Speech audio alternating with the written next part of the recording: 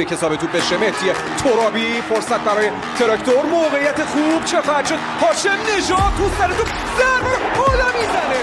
الکسی گندو فوق‌العاده بود کارش. ببینید به این شکل تو سر توپ زده این ضربه که برای محمد نادری. فرصت برای ارسال، حالا رو دروازه یه ضربه سر به توپی که اونجا زیرتاقی در میاره. الکسی گندو بیشتر تشویق کنن و بیشتر خاله ریکاردو آلوز ارسالش کوتاه یه موقعیت الکسی گندو همچنان فرصت برای تیم تراکتور. چه گلری کرد برای پرسپولیس که توپی رو در آورد. دونسکی بالا سرش هست. ببینیم این ضربه کورنر رو ریکاردو ارسال کرد به یه ضربه سری که آقاسی زده بود.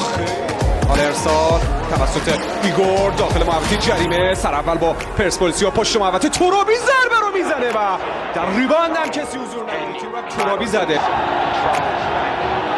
ضربه محکم. یه پاس میندازه برای تومیسلاو یا یه موقع میره حالا شکل بگیره یاران تراکتور داخل محوطه جریمه. فرصت ترابی ضربه رو میزنه. الکسی گندوز در آورد. گلری میکنه باز همچنان یه بار دیگه یه شوت دیگه و باز هم الکسی گندوز. هاشم نژاد بازم موفق نیست. توپ سوم چی میشه؟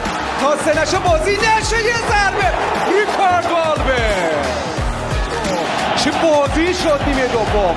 این توپ اول ترابیز عالی گرفت. توپ دوم با هاشم نژاد. اینم الکسی گندوز گرفت. توپ سوم تو چارچوب نبود برای ترابی که بهش نرسید. فرشاد احمدزاده توپگیری موقعیت تومیسلاو ضربه رو میزنه و باز هم الکسی چقدر سیو داشته. فرصت برای تراکتور همچنان هاشم نژاد در عرض برای آقاسی همه باز کنه. تراکتور در زمین پرسپولیس هستن. یه پاس تو در خود موقعیت برای تیم تراکتور. بازم الکسی یه بار دیگه فرصت گل